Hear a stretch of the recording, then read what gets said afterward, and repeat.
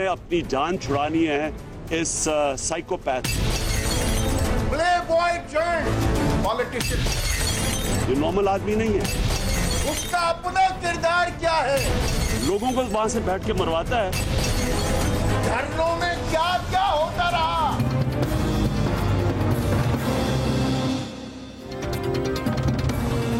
السلام علیکم.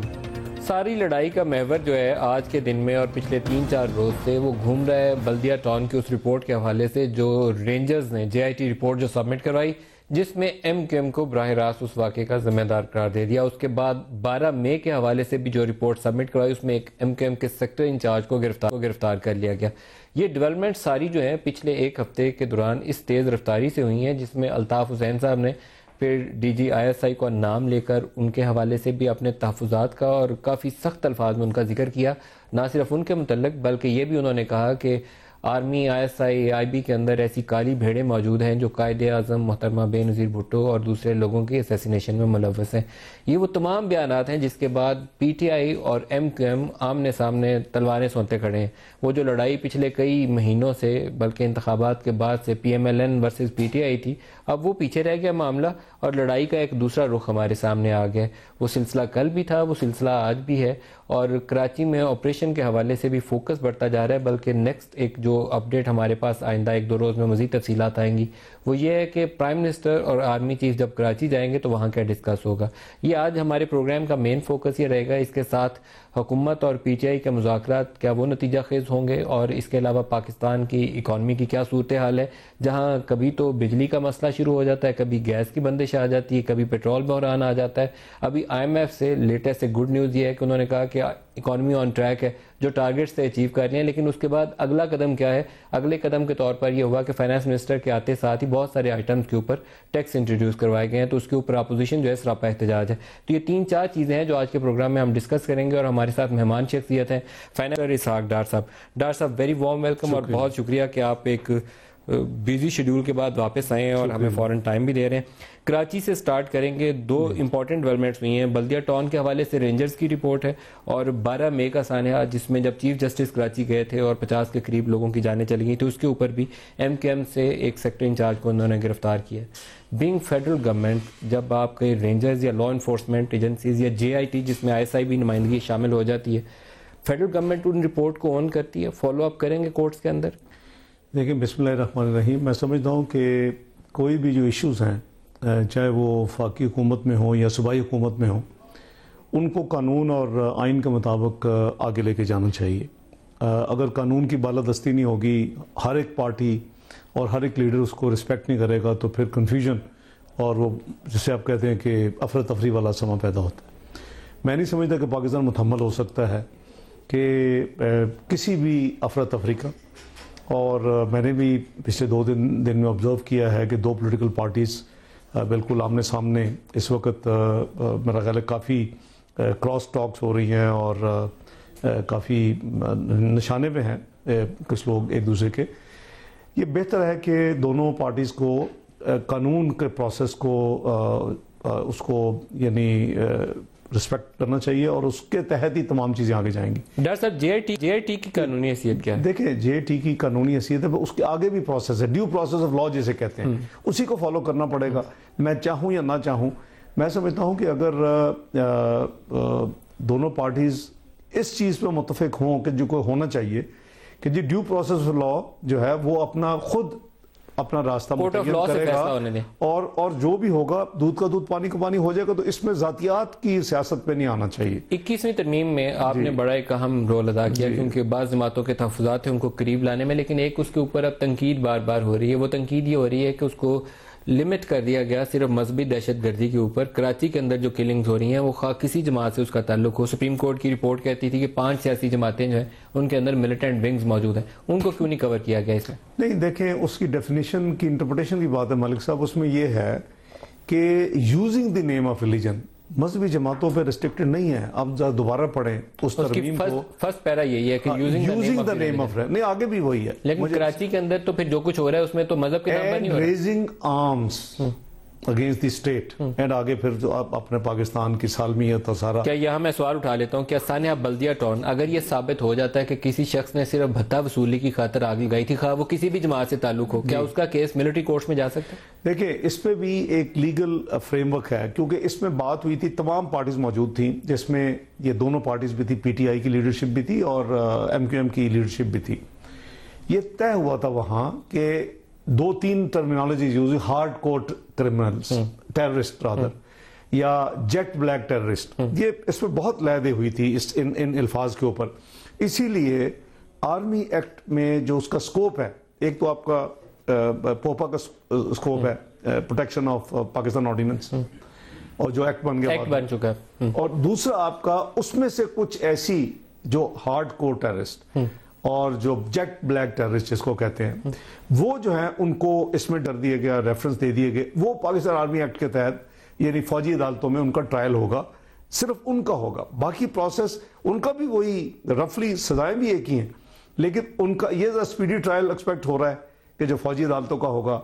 और उन अदालतों की चूंकि जो डिलीवरी है फैसलों की, उसमें जितनी कौम तवक्को कर रही थी तेजी या 12 मई और जो बल्दिया टाउन, तो मैं सिर्फ ये कह रहा था कि दोनों करेंगे या मिलिट्री कोर्ट्स करेगी? ये देखें, ये मैं और आप नहीं फैसला करेंगे, ये कानून दान, वहां के एडवोकेट जनरल, अटॉर्नी जनरल, जो रेलेवेंट अदारे हैं, वो उसको देखेंगे कि किस में ये फॉल करता है। क्या मिलिट्री कोर्ट्स में जा सकता है? नहीं, ये वो डिटरमिन करेंगे। सवालिया निशान है ना, क्या स्कोप मौजूद है उसका मिलिट्री कोर्ट में? मैं समझता हूं कि वो डिटरमिन उसी लॉ के अंदर ही होगा कि क्या वो क्वालिफाई करता है। आपको पता नहीं कि उसके बाद जो आइडेंटिफाई होते हैं उनके ओपिनियन में। लेकिन आपका जो एक्सप्रेशन है वो मेरे जहन में ये ख्याल पैदा कर रहा है कि स्कोप मौजूद है मिलिट्री कोर्ट्स में भेजने का, ये प्रोविंशियल गवर्नमेंट तय करेगी, मुतल्लिका महकमा, फेडरल गवर्नमेंट तय करेगी। फेडरल गवर्नमेंट तय करेगी। हाँ, वो जो एक स्कोप सेटअप है, स्कोप मौजूद है, हाँ, वो डिटरमिन करना है कि स्कोप में आ रहा है कि नहीं आ रहा। कि देखिए, वजारत दाखिला तय करेगी, वो फेडरल गवर्नमेंट तय करेगी, दिस इज प्रोसेस, अच्छा, उसका पूरा प्रोसेस है। लेकिन उसको ये डिटरमिन करना कि क्या ये क्वालिफाई करता है कि नहीं करता, क्योंकि अदरवाइज रेजिस्टेंस थी ना जी। जाहिर है कि जमहूरी जितनी भी पार्टीज होती हैं, हमारी पार्टी समेत, लेकिन आप इस पे थोड़ा सा इबाम छोड़ रहे हैं कि क्वालिफाई कर सकता है ये। नहीं, 12 मई भी और सानिया बल्दिया टाउन 250 लोग। देखिए, using the name of religion and raising arms, तो ये उसकी कोड डेफिनेशन ये है। रेजिंग आर्म्स तो आ गए ना इसमें। नहीं, वो देखें ना, वो मैं तो आर्म्स, मैं और आप इंफॉर्मेशन तो आपस में डिस्कस कर सकते हैं मलिक साहब, वी कांट गिव जजमेंट। मैं तो एटलीस्ट आई फील मैं कॉम्पिटेंट नहीं हूँ। 12 मई को आपको पता है एक बड़ी कंट्रोवर्शियल चीज थी जो आपके रिकॉर्ड पे भी होगी, उससे एक दिन पहले गवर्नर हाउस में मीटिंग हुई थी, जनरल परवेज मुशर्रफ और उस वक्त के डीजीएमआई ने मीटिंग की थी, जिसमें पुलिस से हथियार ले लिए गए थे, जिसके नतीजे में हुआ कि मुसल्लह लोगों ने जब फायर की तो उसको रोकने वाला कोई नहीं था। ये सारी चीजें टेलर मेड केस, देखिए, ये सारी चीजें ऑब्वियसली जो रेलेवेंट लीगल फोरम्स हैं और जो एक प्रोसेस बना है इस सारे काम के लिए, टू साइफन कि कौन सा केस पोपा के तहत जाएगा, कौन सा केस इस मिलिट्री कोड आर्मी एक्ट के तहत आएगा। आपको पता है इसका आर्मी एक्ट में सनसेट क्लॉज भी है, और इसीलिए थी कि जी ये इस एक ऑपरेशन को क्लीन अप, जो बैकलॉग है उसको करके फिर आगे तक एक मैसेज की एक्सटेंशन जो है वो कराची तक हो सकती है और सिंध तक। देखिए, एक लिहाज से मेरा ख्याल है आप शायद एक स्टेटमेंट का जिक्र कर रहे हैं जो जनरल खालिद रबानी ने जी जल साहब ने जो दी है।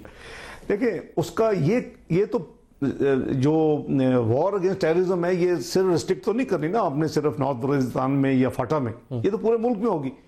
उसकी नेचर डिफरेंट होगी, उसमें urban counter terrorism is entirely different. लेकिन क्या ये हमारे पास कंसिडरेशन है, क्योंकि कराची हमारा फाइनेंशियल हब है और हाथ से लगता है कि निकलता जा रहा है, हालात खराब हो रहे हैं। मैं समझता हूं कि ये जो एपिक्स कमेटीज बनी हैं, जिसमें चीफ मिनिस्टर्स भी हैं, जिसमें प्राइम मिनिस्टर खुद जाके उसको कर रहे हैं, चेयर कर रहे हैं। फ्राइडे को एक्सपेक्टेड है मीटिंग, आर्मी चीफ साथ जा रहे हैं, कोर कमांडर में बैठ के। मकसद ये है कि ये एक मेनस है जिसको मिलके तमाम पार्टीज ने फैसला किया कि हमने इसको मुल्क से खत्म करना है।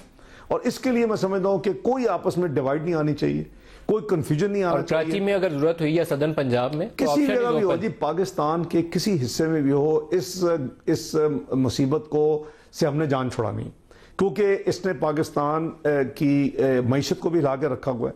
उसके जितने यानी प्रॉस्पेक्ट्स हैं वो आपको नहीं मिल रहे, आपकी तरक्की उतनी नहीं हो रही, आपकी गुर्बत में उतनी कमी नहीं आ रही, आपके पर कैपिटा इनकम में उतनी बेहतरी नहीं आ रही। ये सारी चीजें, आपको जो फॉरेन डायरेक्ट इन्वेस्टमेंट है जितनी फ्लो हो सकती है, आपका अभी भी आप مثلا لیبر آپ میجر فیکٹر آف پروڈکشن جو ہے کمپیٹیٹو ہے, آج ہم چین سے بھی بہتر ہیں.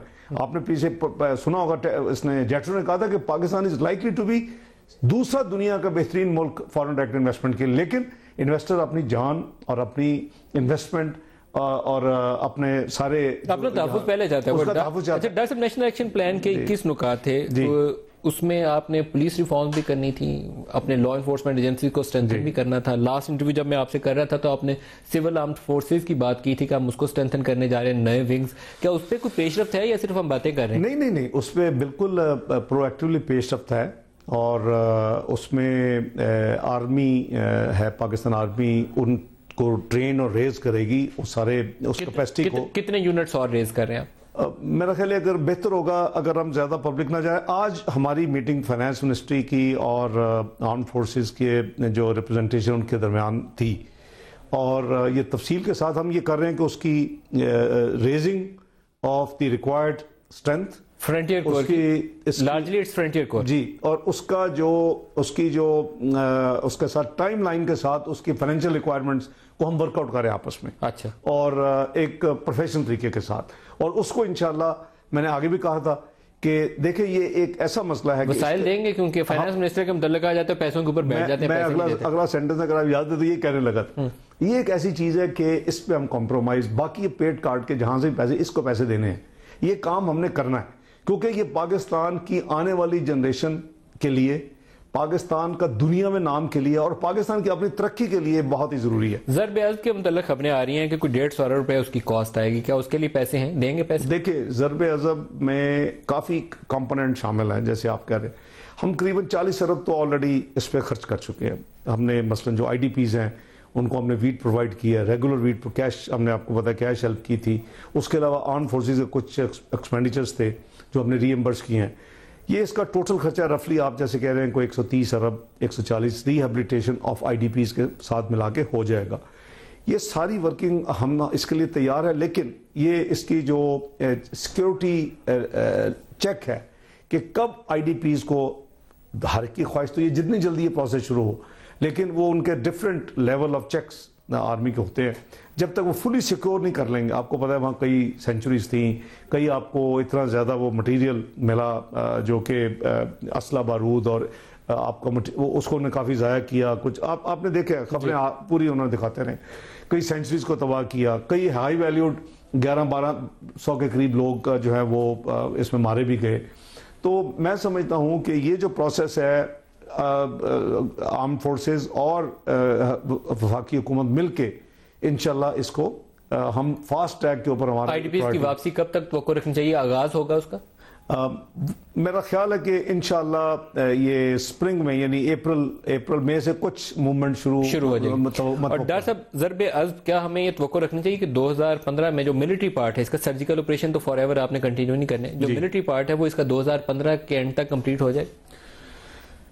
دیکھیں ملک صاحب, صرف فزیکل آپریشن آپ نے ختم نہیں کرنا, اس علاقے میں آپ نے یہ انشور کرنا ہے کہ دوبارہ سے پیدا ری ایمرج نہ ہو, اس کی ریسٹرکشن نہ ہو. پھر وہاں آپ نے ڈیولپمنٹ کرنی ہوگی, یہ سارے خرچے اس میں ہم نے شامل کیے ہیں, کیونکہ آپ کا انفراسٹرکچر تباہ ہوا ہے وہاں, کیونکہ اس میں ایئر فورس بھی یوز کی گئی. آپ کے اس پروسیس میں سکولز, آپ کے ہاسپٹلز, آپ کی سڑکیں, آپ IDPs کے گھر, یہ سارا جو کام ہے اس میں فوج انوالو رہے گی. They may not be doing physical operation, لیکن ان کا جب تک وہاں ٹوٹل سیٹلمنٹ نہیں ہو جاتی, میں سمجھتا ہوں کہ ان کی involvement in some shape will continue 20-15 سے آگے بھی. اچھا, آپ کوئی پرماننٹ ڈپلائمنٹ اس علاقے میں, یا جیسے وہ ایک چھونی والا کنٹونمنٹ والا کنسپٹ ہوتا ہے ان علاقوں میں, وہ بھی ذہن میں ہے کہ ایسی پرماننٹ ڈپلائمنٹ؟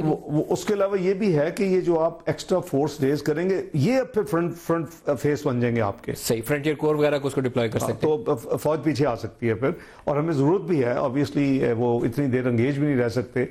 تو یہ سارا ایک ماسٹر پلان ہے, اس پہ زیادہ پبلکلی گفتگو کرنا شاید مناسب نہیں ہوگا, لیکن اس کے اوپر انشاءاللہ فائنینشیل جو ریکوائرمنٹ پوری کرے گی وفاقی حکومت. اچھا, ایک بریک قریب آ گئی ہے, بریک لے لیں, بریک سے واپس آئیں گے تو ڈار صاحب جو ہیں مرکزی شخصیت ہیں تحریک انصاف سے بات چیت کرنے کے لیے, اور جوڈیشل کمیشن کے حوالے سے بھی, تو کچھ لیٹرز ہیں ہمارے پاس, یہ بھی آپ کو دکھائیں گے, اور ڈار صاحب سے پوچھیں گے کہ کیا جوڈیشل کمیشن بننا بھی ہے یا صرف باتیں ہی ہونی ہے. ایک بریک لے لیں اس سے اور بات کرتے ہیں, ہمارے ساتھ رہیے گا.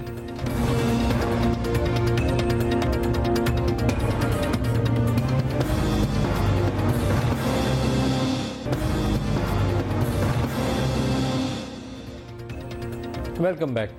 ڈاکٹر صاحب, آپ جب سے یہ پی ٹی آئی اور نون لیگ کے مسائل شروع ہوئے تو اس میں نون لیگ کی ٹیم کے لیڈر آپ ہیں, ویسے بھی ان کے ٹیم لیڈر ہیں, ٹیم ممبر کہہ لیں, P M L N team. تو یہ ایک لیٹرز ہیں جو ہمارے سراج الحق صاحب اور رحمان ملک صاحب انہوں نے جرگہ بنا کے ایکسچینج کر رہے ہیں. کچھ پی ٹی آئی کے لیٹرز ہیں, کچھ آپ کے لکھے ہوئے لیٹرز ہیں جو میں پہلے بھی پروگراموں میں دکھاتا بھی رہا ہوں. جی, اب ان میں ہے کیا اور یہ بات اٹک کہاں گئی ہے, کہیں ختم کیوں نہیں ہو رہی؟ ملک صاحب, ابھی میں جب آئی ایم ایف ریویو میں تھا تو ایک تو یہ پتہ نہیں آپ کو کمپلیمنٹ کرنا چاہیے, اب ہر لیٹر آپ کے پاس پہنچ جاتا ہے. تو یہ 7 فروری کا خط ہے جو کہ جو جرگہ تھا رحمان ملک صاحب, سراج الحق صاحب اور جی جی جمال فاٹا سے, یہ انہوں نے پی ٹی آئی کو بھی بھیجا اور انہوں نے پرائم منسٹر نواز شریف صاحب کو بھی بھیجا اور مجھے بھی اس کی ایک کاپی کی ہے. میرا خیال ہے آپ اسی کی بات کر رہے ہیں, 7 فروری والے خط کی بات کر رہے ہیں. بالکل یہی ہے. اب یہ انہوں نے پورا ایک ٹرمز آف ریفرنس کا دوسرا پیج جو ہے, آپ کا دوسرا پیج بھی ہے؟ جی بالکل. اچھا, پھر دیٹ مینس کہ آپ کے پاس پوری کمیونیکیشن. جی, آپ بتائیں گے سورس کہاں سے لیا آپ؟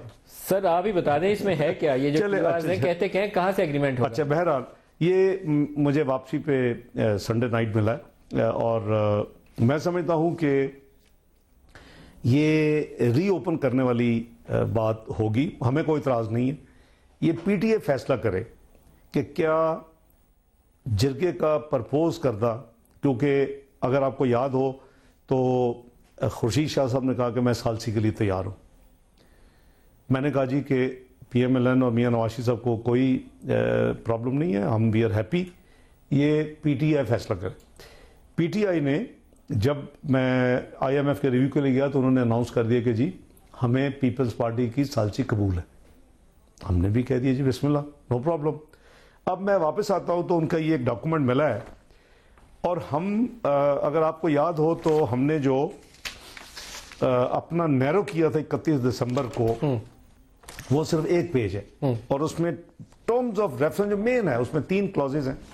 کلاز 3 ہے, کلاز 4.4 ہے, کلاز 9.3 ہے, باقی سارا ایگریڈ ہے.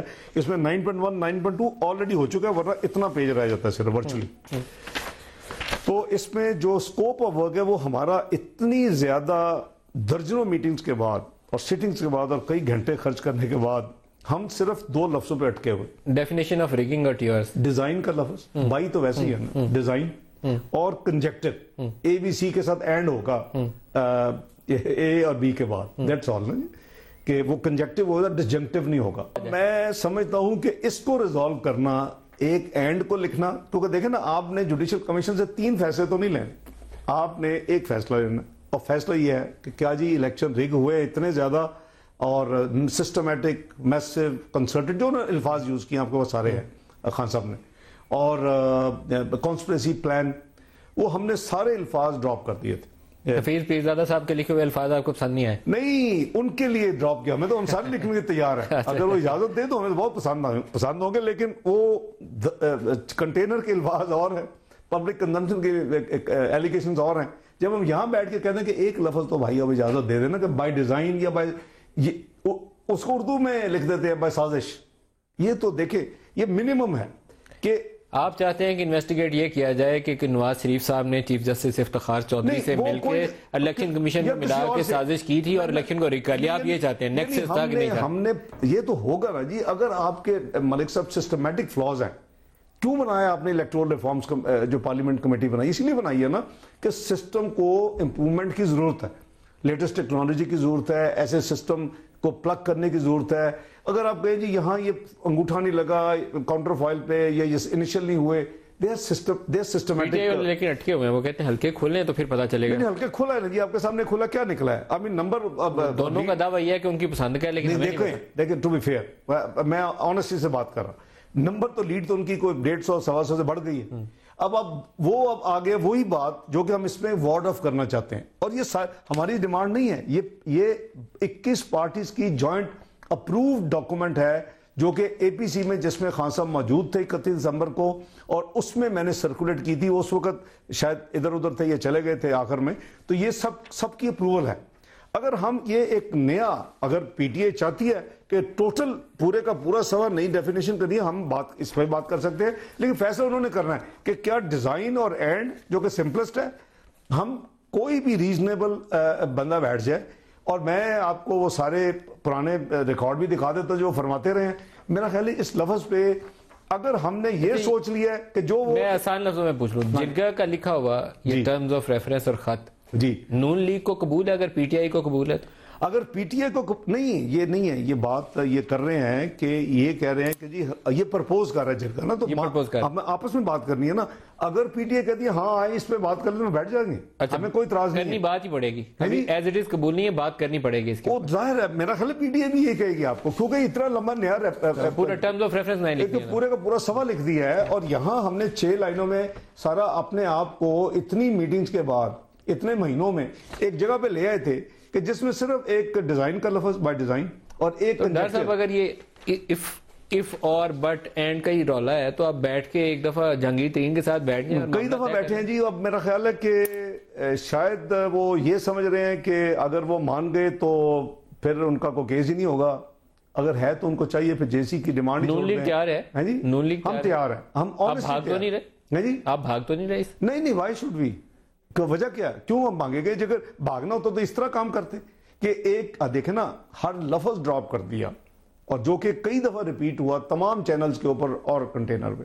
ہم چاہتے ہیں کہ ہم اس کو پازیٹیو دیں. اگر ان کو کسی وجہ سے بھی یہ شک ڈال دیا گیا ہے یا ڈل گیا ہے کہ جی الیکشن چوری ہوا ہے, الیکشن ہائی جیک ہوا ہے کانسپریسی پلان کے تحت, تو چلے ہم اس کے لیے ایک جوڈیشل کمیشن لکھنے کے لیے آپ یہ اس کو اپریشیٹ کریں ملک صاحب کہ یہ 1956 ایکٹ کے تحت ہونا تھا شروع میں.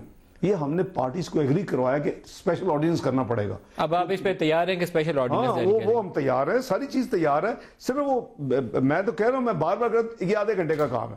خان صاحب اپنے انڈیپینڈنٹ مائنڈ کے ساتھ یہی سوچ لیں میں نے کیا کہا ہے, چلو سازش کا لفظ لکھ دے کہ یہ سارا کچھ جو ہوا ہے بائی سازش. نہیں, عمران خان صاحب کو چاہیے کہ صرف جہانگیر ترین کو آتھورائز کر دیں کہ وہ ڈار صاحب کے ساتھ بیٹھیں اور ڈیل کر لیں, اور نواز شریف صاحب کو چاہیے کہ ڈار صاحب کو آتھورائز کر دیں اور وہ بیٹھ کے ڈیل کر لیں. ہماری پارٹی نے ہمیں آتھورائز کیا ہوا ہے, اور آئی تھنک کہ صرف میری جو ذمہ داری ہے وہ اپنی پارٹی پہ فرسٹ میرا یعنی ذمہ داری ہے, اور دوسرا تمام پارٹیز کی ذمہ داری پی ایم ایل این کی ہے کہ ہم کوئی ایسی چیز نہ ایگری کریں جو کہ ان کا جہاں سپورٹ نہ ہو. اس پہ ہم نے ان کو منوا لیا تھا کہ آرڈیننس بھی ہوگا, یہ ساری کنجیکٹو اے بی سی بھی ہوگی, یہ ہم نے شیئر کر لیا, اپروول ہے, اور یہ ہوگا. ایک سوال ایک ہے اس کے پورشن اے بی سی. یہ 31 دسمبر وہ دن ہے جس دن سانحہ 16 دسمبر کے بعد ساری جماعتیں مل کے بیٹھی تھی, اس دن آپ نے یہ سیاسی جماعتوں کے ساتھ یہ ڈاکومنٹ شیئر کیا. یہ 24 کو بھی ایک ہمارا ہوا تھا, اگر آپ کو یاد ہو, ایک یہ فائنل تھا 31 کو جو ہوا تھا, اور وہ لاسٹ میٹنگ تھی.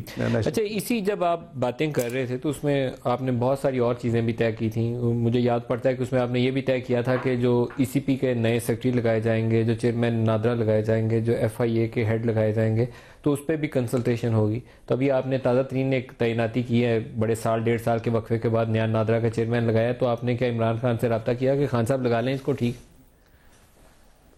ملک صاحب, آپ بڑے مشکل سوال پوچھ رہے ہیں.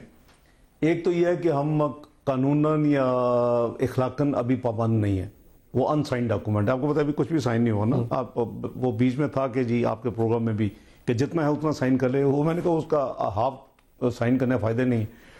تو مشکل سوال ہے. ایف آئی اے کو تو ایڈمنسٹریٹو اپوائنٹمنٹ ہوتی ہے, وہ تو ایسا مسئلہ نہیں ہے. میں دو دوسری بڑی امپورٹنٹ ہیں, نادرا اور ای سی پی سیکرٹری الیکشن کمیشن کے, جو کہ ان کے یہ تھے, بالکل تھے. ٹو بی فیئر اخلاقاً ہم نے مانا تھا کہ ان کی اپوائنٹمنٹ پہ اس وقت فائنل کرتے ہیں نا ہم. اور کنسلٹ کیا آپ نے پھر پی ٹی آئی سے؟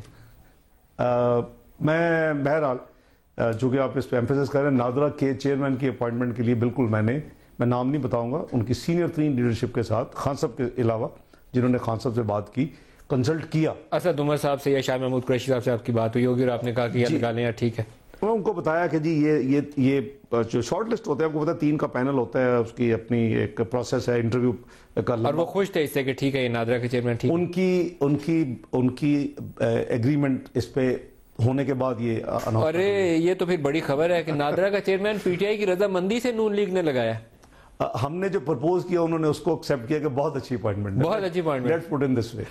ایک درمیان میں رول آ گیا تھا فوجی بھائیوں کا, وہ ایک آپ کی کنونشن سینٹر والی میٹنگ بھی تھی جس میں فوج کے لوگ آ گئے تھے, تو وہ کیا وہ لوگ ابھی بھی وہ ہیں, ان کا کوئی آپ کو فیسیلیٹیشن کا رول, فیسیلیٹیٹو رول, یہ آپ نے کہا تھا نا کہ ہمیں بات چیت کے لیے مدد کریں. ملک صاحب وہ بالکل نہیں ہے, اور میں آپ کو پھر دوبارہ بتاؤں گا کہ ہمارے بالکل انہوں نے خود ہی دھرنے کے کنٹینر سے اناؤنس کر دیا کوئی میٹنگ نہیں ہوگی. اب پتہ نہیں میں اس کی کنٹروورسی دوبارہ نہیں شروع کرنا چاہتا. فوج کا ہے یا نہیں ہے؟ میں اسی کو کلیئر پہلے کرنا چاہتا ہوں. ان کو وہ لے کے آئے تھے, ہم نے ان کو نہیں بلایا. ہمیں اطلاع دی گئی کہ کنونشن سینٹر میں آپ کی میٹنگ کروانا چاہتے ہیں, ہم نے کہا میٹنگ کر لیتے ہیں. کس نے اطلاع دی؟ جنہوں نے بھی اطلاع دی, جو اداروں جن کی آپ بات کر رہے ہیں, اداروں نے اطلاع دی. ہاں, تو وہ ان کے بہاف پہ انہوں نے کہا جی وہ آپ سے دوبارہ میٹنگ کرنے کے لیے تیار ہے. تو ہم نے میٹنگ کر لی, اور اس کے بعد ایک میٹنگ جو نیکسٹ ڈے جہانگیر ترین صاحب کے بعد, اس کے بعد ہم نے کہا کہ یار ان لوگوں کی ضرورت نہیں ہے. اب میں اس کو کنٹروورسی بنانا چاہتا کہ پھر وہ ڈیفنس میں آ جائیں گے, جی ہمیں پتہ نہیں ہے, وہ نہیں ہے. بیسیکلی انہوں نے خود پہلے اناؤنس کیا ہم نے بات نہیں کرنی. اس کے بعد جو ان کے اپنا ہمارے آپ پارا والے دوستوں کو انوائٹ نون لیگ نے بھیجا یا پی ٹی آئی نے بھیجا؟ وی ڈڈ ناٹ انوائٹ اینی باڈی. اچھا, ہمیں کنونشن سینٹر میں ان کی خود ہی انہوں نے اعلان کیا, پھر یہ کیوں آئے؟ ہم تو نہیں لائے ان کو. وہ تو کہتے تھے we were taken by surprise, جب ہم گئے تو وہاں بیٹھے ہوئے تھے. نہیں پھر آئے کیوں انہوں نے؟ دیکھیں اب دیکھیں اگر اس چیز میں جائیں گے, I don't want to blame. میں اس کو پازیٹیو لے کے جانا چاہتا ہوں کہ اس کو کلوز کریں, ماضی کو بھولے. پاکستان نیڈز ایوری باڈی, اور اس میں ہمیں جو چیلنجز ہیں, میں بار بار کہہ رہا ہوں کہ چارٹ آف اکانومی ہونی چاہیے, کوئی اخلے کل نہیں ہے. ہمیں ایکسٹریمزم پہ ابھی کٹھی جنگ لڑنا ہے. پاکستان کو ان مصیبت سے باہر نکالے. دنیا پاکستان کے بارے میں کچھ کہہ رہی ہے. ملک صاحب آپ نے IMF کی بات کی ہے, پاکستان کی تاریخ میں پہلی دفعہ کوئی ویور نہیں مانگا گیا. ہر ٹارگٹ جو ہم نے فسکل اللہ کے فضل و کرم سے مارجن کے ساتھ اچیو کیا ہے. لیکن کیا یہ اکیلی ایک پارٹی ان حالات میں, اور ایکسٹریمزم کی بھی جنگ لڑی, دہشت گردی کی, اور دوسرے مسائل بھی ہوں, یہ آئیں پاکستان کو صحیح کریں. کیا پی ٹی آئی کو اور عمران خان کو دعوت دیں گے کہ واپس اسمبلی میں آ جائیں؟ بالکل, وائی ناٹ. میں تو کہتا ہوں اس کو سائن کرو, واپس آئیں. میں تو الیکٹورل ریفارمز کی میٹنگ ملک صاحب اس وقت اس لیے نہیں کر رہا کہ 6 لاز کو ہم نے ریویو کرنا تھا, ایک کانسٹیٹیوشن امینڈمنٹ کے جو پرپوزل اس کو دیکھنا تھا.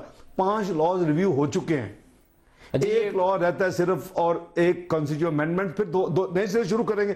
آئیں نا جی واپس, اس کو سائن کریں آپ. یہ پازیٹیو ہے. میں آپ کے انہی الفاظ کو اپنے پروگرام کے ذریعے بھی عمران خان کو بھی میں یہی کہتا ہوں کہ واپس جائیں قومی اسمبلی میں, آپ کے ساتھ بیٹھیں اور ان ریفارم پہ بھی, اس لاء پہ بھی کام کریں. یہ پازیٹیو سپرٹ آپ فارملی انوائٹ کریے. JC کو ہم کلوز کریں. یہ جوڈیشل کمیشن کو ان کی ڈیمانڈ ہے, پلیز بائی سازش, بائی کوئی لفظ ایک جو بھی, یہ سافٹ ٹیسٹ ہے ان کے بڑے جو میوچولی ایکسیپٹیبل ہے وہ ڈالیں اس پہ, اور سازش یا ڈیزائن, اس کو ایک ہی کو انہوں نے یا کہنا یس یا نو, 3 یس نو نہیں آنے. وہ قوم کو پھر ہم کنفیوژن میں ڈالیں گے.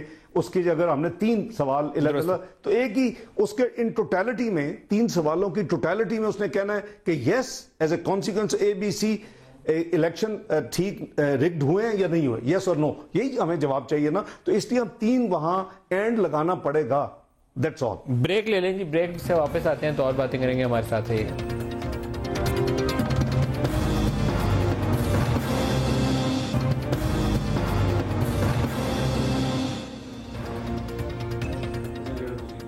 پروگرام میں دوبارہ خوش آمدید کہتے ہیں. ہم نے سیاست کی بات کر لی, Karachi law and order security کی بات کر لی. ایک چیز جو بڑی اہم ہے ڈار صاحب, وہ لگتا یہ ہے کہ نون لیگ میں کیپیسٹی ٹو گورن جو ہے وہ کوسچن مارک ہے اس کے اوپر. اس وقت جب تیل کی قیمتیں گر رہی تھیں, پاکستان میں تیل کا بحران پیدا ہو گیا, ہم سوچ رہے تھے کہ بجلی تیل نہ ہونے سے مشکل میں ہے, اب تیل آئے گا سستی قیمتوں کے اوپر تو بجلی بھی ملے گی. وہ گیس بھی گئی, تیل بھی گیا, بجلی بھی گئی. تو کیا ایشو کیا ہے, کرائسس کیا ہے؟ دیکھیں تیل کی ہم بہت بات ہو چکی ہے ملک صاحب, اور وہ رفلی 3 دن کرائسس ضرور رہا تھا, اور حکومت اور who should be held responsible, Dar صاحب, شاہد خاقان عباسی صاحب, یا خواجہ آصف صاحب جو پیسے نہیں لے سکتے؟ میں بلیم گیم میں نہیں پڑھنا چاہتا, بس سم ہاؤ میں سمجھتا ہوں کہ پیٹرولیم منسٹر صاحب کو سٹاکس لیول پہ الرٹ نہیں کیا گیا, اور اس کی ورائٹی آف ریزنز ہیں. سب سے بڑی ریزن تو یہ ہے کہ جب بھی قیمتیں نیچے جاتی ہیں کوئی سٹاک مینٹین نہیں کرنا چاہتا, کیونکہ یہ مت بھولیں کہ 54% جو ہے پاکستان کا جو پیٹرول کرائسس ہے اس کی سپلائیز حکومت پاکستان یا حکومت کا کوئی ادارہ PSO وغیرہ نہیں دیتا, وہ پرائیویٹ سیکٹر کی کمپنیز دیتی ہیں. ان کو کیا پرابلم تھی؟ دیکھو نا یہ اسٹیپ رپورٹ بھی. لیکن آپ کو لگا نہیں گولڈن اپرچونٹی, جب فالنگ پرائسز تھیں آپ بجلی پیدا کر کے ایک دم سے بجلی پہ قابو پا سکتے تھے, آپ کا کرائسس پیدا ہو گیا. میں عرض کرتا ہوں, میں ظاہر ہے کہ ایک دم سے آپ ابھی فیصلہ کریں تو آپ نے ساتھ والے دکان سے تو نہیں تیل لانا نا, آپ نے کارگو امپورٹ کرنا ہے. ایلسی کھولنی ہے, ایلسیز کینسل ہوئی تو آپ کو الرٹ ہو جانا چاہیے تھا پوری سرکار کو. کون سی ہے کل 24 نومبر سے آئی تھنک دسمبر اینڈ تک 16 آپ کی ایلسیز کینسل ہوئی. نہیں PSO کی نہیں کوئی نہیں. میرا خیال اس کی رپورٹ آپ پڑھ لیں جو کہ پہلے ایک پریلم رپورٹ بنی, اس کے بعد بیرسٹر ظفر اللہ کی پوری تفصیل سے رپورٹ آئی. یہ بیسیکلی میں سمجھتا ہوں کہ منسٹری اور منسٹری میں جو ریلیونٹ پورشن سارے نہیں, اور جو اوگرا اور جو پرائیویٹ کمپنی, ان کو چاہیے تھا کہ جب سٹاک لیول جس لیول پہ جا رہا تھا, اس میں کافی سیاست کی گئی ہے. ویسے مجھے لگتا ہے آپ پاور سیکٹر کی انکمپیٹنس جو ہے نا اس کو بچا رہے ہیں, کیونکہ وہ آپ نے 500 ارب ان کو دے کے بجلی سٹارٹ کی تھی. اب دوبارہ اگر 400-500 کی بات ہو رہی ہو 1.5 سال کے بعد, تو آپ کو ان کو پوچھنا چاہیے کہ بل کیوں نہیں وصول کر رہے. میں آپ کو یہ بھی خوشخبری آپ کے اسی پروگرام میں دے دوں کہ یہ نیچے آ رہا ہے اب جو پیبلز ہیں. اب پیبلز کی بات کر رہے ہیں, یہ آج 350 نہیں ہے. ان کے ریکوریبل جو ہیں وہ 500 بلین سے اوپر ہے ministry of water and power کے. ان کے جو پیبل ہیں وہ 250 پہ آ گئے. یہ لیٹسٹ ابھی جو آج آپ کی انرجی سیکٹر کی میٹنگ ہے اس کی رپورٹ میں دیکھا ہے, لیٹسٹ جو ہے 254 بلین پہ آ گیا. تو یہ ایک اچھی بات ہے. پی ایس او کے بھی ڈکلائن ہوئے ہیں, آئی پی پیز کے. آپ کو پتا ہے کہ اتنا شور اور اتنے جو ایڈز ہوتی ہیں آئی پی پیز کی, اس کا ٹوٹل اماؤنٹ کتنا دینا ہے, 27 ارب دینا صرف. یہ آج سارا کتارسز ہوا ہے. ڈاکٹر صاحب ایک چیز جس کے اوپر سسٹم ہم وضع نہیں کر سکے, آپ کونسل آف کامن انٹرسٹ بلائیے. پروونسز نے اگر آپ کے یا سرکاری اداروں نے آپ کے اتنے 300-400 ارب کے اوپر بیٹھے ہوں تو کوئی جسٹیفیکیشن سمجھ نہیں آتی. سرکاری ادارے میں ملک صاحب زیادہ نہیں ہے, زیادہ 400 billion is in the private sector. اور اس میں یعنی 1 سال سے نیچے کے بھی ہیں, 1 سے 2 سال والے بھی ہیں, 2 سے 3 سال والے بھی, 3 سال سے زیادہ بھی پرانے. بلوچستان ٹیوب ویل فاٹا ساری اس کے private sector, tube well private sector. تو اس کے اوپر ساری ایشوز کے اوپر, اور کچھ سسٹم میں فلاز بھی تھے جو کہ ای سی سی نے پالیسی ڈائریکٹو دے کے اس کو ٹھیک کرانے کی بھی کوشش کر رہے ہیں کہ ایک نیا بیس ٹیرف آ جائے. مثلا میں نے آپ کو مثال شاید دی تھی یا نہیں کہ منگلا 6 بلین کے قریب یونٹس پروڈیوس کرتا ہے, $2.25 روپے کاسٹ ہے. اب اس کے آپ نے وہاں مینڈیٹری آپ کی بائنڈنگ ہے آپ کے اوپر یہ شرط کہ جی آپ نے 1.8 بلین قریب ان کو $2.5 میں دینا ہے, تو وہ آپ کو مائنس کر کے باسکٹ میں ڈالنا چاہیے. بلوچستان اور فاٹا کے پیسے اب آپ دیں گے, فائنانس منسٹری دے گی. دیکھیں ہم نے ظاہر ہے کہ ریکنسائل ہم فائنانس منسٹری دے چکی ہے. 480 صرف فائنانس منسٹری پرانی کے پیسے نہیں دینے والے تھے. میں اس تمہید میں نہیں جانا چاہتا. اس میں سبسڈی کا ایلیمنٹ جو تھا وہ تھوڑا تھا, اس میں ان کے اپنے ریسیویبل اس کو زیرو کیا گیا تھا, ایک ان کی سٹاک تاکہ ایک بیس بن جائے ریسیویبلز کا. دوبارہ دینے پڑیں گے آپ کو پھر بلوچستان کی اور فاٹا. ابھی ہم ریکوری پہ, اسی لیے دیکھیں ایزی تو یہی ہے کہ جب بھی آپ ریکور نہ کر سکے, لائن لاسز کو پورا نہ کر سکے, آپ کا فارمولا ہی فلاڈ ہو کہ لاسز ہو رہے ہیں 19%, آپ کو الاؤ کر رہے ہیں کیلکولیشن پرپز 12%, تو 7% ہوا میں تو نہیں کو آگے کوئی آپ کو گرانٹ دے جائے گا. ان چیزوں کو ٹھیک کیا جا رہا ہے. اس موقع کے اوپر ایک سٹرکچرل ریفارم کر کے چیزوں کو ہمیشہ کے لیے سیدھا کرنے کی کوشش کی جا رہی ہے. لیکن ہمیں تو آج یہ لگ رہا ہے کہ آپ نے نیٹ ٹیکس لگا کے جو کھاتا ادھر سے پورا نہیں تھا ہو رہا, وہ آپ نے ٹیکس کا اور لگاؤ 5% جی ایس ٹی ریگولیٹری ڈیوٹی, اس کا بھی حساب دے دیتا ہوں. ملک صاحب دیکھیں ساری دنیا میں ایک تو یہ ہے کہ آپ اکیلے نہیں لگا رہے, India, Brazil, Indonesia, you name it country سارے جو ہے آئل پرائسز کی ڈکلائن آپ مجھ سے بہتر سمجھتے ہیں کہ اگر کوئی $100 کی چیز آتی تھی تو اس کے اوپر آپ کو $17 ملتے تھے. اگر وہ اس کی قیمت $50 کے قریب 46 بھی گئی ہے, 50s میں ہے نا, تو آپ کو کتنے ملیں گے؟ $8.5 یہی ملے گا نا. اس کو تھوڑا پلگ کرنے کے لیے, کیونکہ آپ کا اگر ریونیو فال کرے گا تو آپ کی ڈیٹ سروسنگ تو کم نہیں ہونی ایک دم سے, تھوڑا سا فرق پڑے گا انٹرسٹ ریٹ میں. وہ تو 17 سے 27% آپ نے جی ایس ٹی کر دیا. چلو میں کہتا ہوں جسٹیفائبل ہے کہ پیٹرول بندہ جو خریدتا ہے کسی حد تک ٹھیک ہے, لیکن آپ نے فرنس آئل پہ بھی ریگولیٹری اس پہ ابھی بجلی تو سب کو ٹیکس کرے. میری بات تو سن لے آپ ملک صاحب, لیٹ الاؤ می, میں ابھی آپ کو ایکسپلین کرتا ہوں نا. اس کے اوپر آپ نے جو ہم نے یہ 5% لگایا, اس سے آپ نے کنزیومر کو 30 روپے سے لے کے 54 روپے تک کی ریلیف دی ہے ڈفرنٹ پروڈکٹس کے اوپر, آپ کے پیسے رکھنے کے علاوہ. آپ کا جو لاس جو ابھی ہم نے کیا ہے اس میں سے آپ کو ایوریج 6 روپے کے قریب پر پروڈکٹ ریکور ہوا ہے. آپ کے 68 بلین کا جو لاس ہے اینولائزڈ جو ہم نے کیلکولیٹ کیا تھا, اس میں آپ کو قریباً آدھا کے قریب ریکور ابھی بھی ہوگا, آدھا ابھی بھی آپ کا ایک ہول ہے. ایک فرنس آئل کے اوپر تو جو لگے گا وہ پاس آن ایک آئٹم ہے, اور اس کو 17 کو آن پرپز اس وقت 22 یا 27 نہیں کیا گیا تھا. پہلے تو 73,000 کے اوپر 17% لے رہے تھے, اس میں بھی وہ یہ اپلائی کرتا ہے نا. ابھی وہ 42,000 پہ آ گیا, اور 250 اور آئٹم پہ آپ نے ٹیکس لگا دیا. نہیں میں ابھی آتا ہوں نہیں ادھر, آپ مجھے پھر موقع دے دیں, دیکھ دو لاسٹ منٹ ہے اس لیے میں جلدی. اچھا وہ ہو گیا.